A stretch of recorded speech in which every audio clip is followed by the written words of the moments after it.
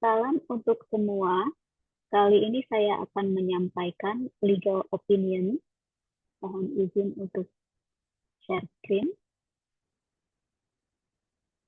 Ya, legal opinion saya ini terkait penerapan prinsip keadilan dan kelayakan upah bagi buruh tani di Kampung Cicaang, Desa Sirnagali, Kecamatan Bayongbong, Garut, Jawa Barat.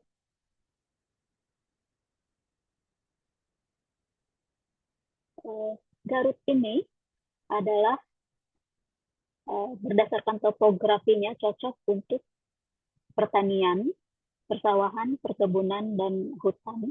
Luasnya sekitar 3.000 km persegi dan sebagian besar pegunungan. Pertanian itu berkontribusi untuk perekonomian kabupaten sekitar 40%. Bersama dengan kehutanan dan perikanan, ia juga menjadi lapangan pekerjaan utama bagi sejumlah hampir 500.000 penduduk dari 2,5 juta penduduk. Tetapi tidak semua petani ini memiliki lahan. Jadi banyak dari mereka menjadi buruh tani.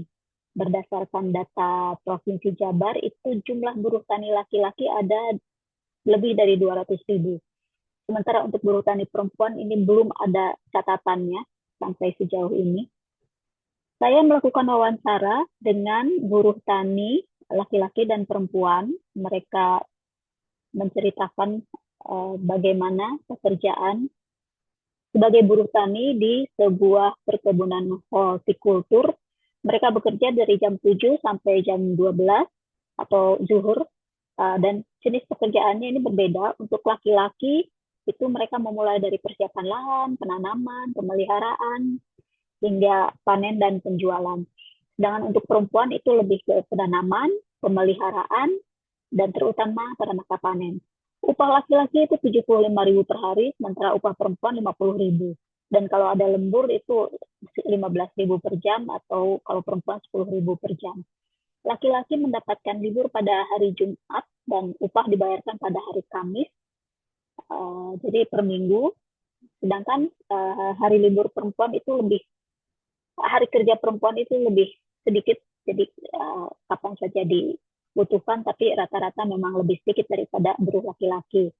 Dan yang menarik adalah sepanjang bulan puasa mereka libur, mungkin karena fokus untuk beribadah, untuk tenaga yang pekerjaan yang membutuhkan tenaga besar, jadinya ditunda.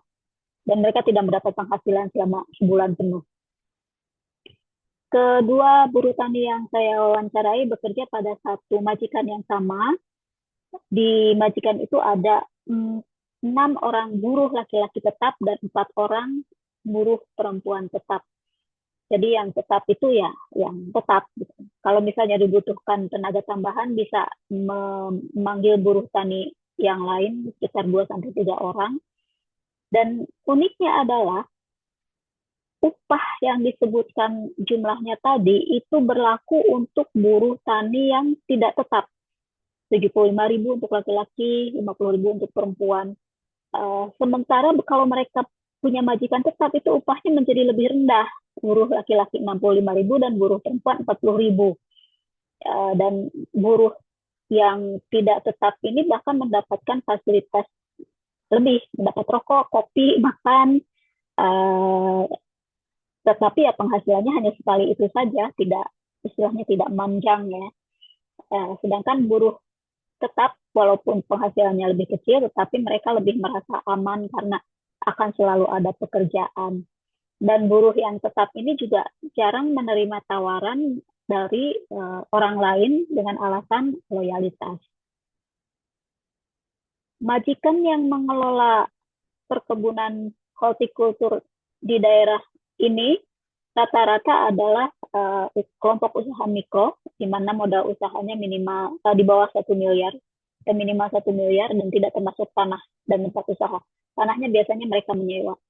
Nah, yang menjadi isu dari legal opinion ini adalah apakah besaran upah buruh tani sesuai dengan ketentuan pengupahan, dan apakah sistem pemberian upah yang lebih rendah bagi buruh tani yang bekerja kepada majikan tetap itu selaras dengan prinsip keadilan dalam pemberian upah.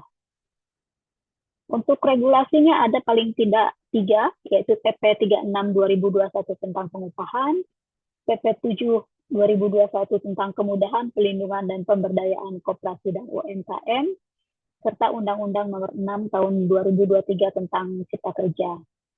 Berdasarkan ketentuan tadi, ada disimpulkan bahwa memang pengusaha pertanian di Cicaang termasuk kategori usaha mikro, dan karena itu upahnya ditentukan berdasarkan kesepakatan meskipun ada jumlah minimal, yaitu 50% rata-rata konsumsi provinsi atau 25% di atas garis kemiskinan tingkat provinsi. Berdasarkan rumus tersebut, maka didapatkan angka bahwa untuk rata-rata konsumsi, maka upah itu 40.000 per hari, sedangkan untuk garis kemiskinan itu 31 atau 32.000. Nah, dengan jumlah tadi upah 40.000 untuk perempuan atau 75.000 paling tinggi, ya angka itu masih masuk meskipun memang mepet ya. Kemudian yang menjadi pertanyaan selanjutnya adalah mengenai prinsip keadilan, di mana petani yang buruh tani yang bekerja pada majikan yang tetap itu mendapatkan upah yang lebih rendah. Padahal keuntungan majikan mendapatkan pegawai tetap itu berlipat-lipat, di mana dia mendapatkan pegawai yang berpengalaman, menguasai lapangan, sudah hafal ritme bekerja, sudah terbiasa bekerja sama dengan timnya, dan dibayar lebih rendah, jadi keuntungannya itu berlipat-lipat banget. Sedangkan bagi buruh tani ya keuntungannya semata-mata bahwa ada jaminan selalu ada pekerjaan gitu dari orang yang tetap, atau paling tambahannya ya bisa kasbon atau memiliki kedekatan personal dengan majikan. Jadi kesimpulan yang didapat dari L ini adalah ya untuk jumlah ya bisa dikatakan masuk sesuai ketentuan, tetapi memang mepet banget. Yang kedua adalah terkait dengan apakah upah yang lebih rendah bagi pegawai yang dalam tanda kutip tetap itu apakah bisa diterima gitu, apakah bisa disebut adil, dan ini memang sebuah di sektor informal ini memang menjadi tantangan tersendiri karena peraturannya masih sangat minim ya, termasuk juga terkait dengan usaha mikro dan kecil. Jadi terkait dengan keadilan, terkait dengan upah, terkait dengan hak, sakit itu mereka tidak dibayar gitu. Jadi memang ini hal-hal yang mungkin harus diperhatikan untuk pengambilan kebijakan di bagian sektor informal dan mikro kecil ini. Sekian dari saya, terima kasih.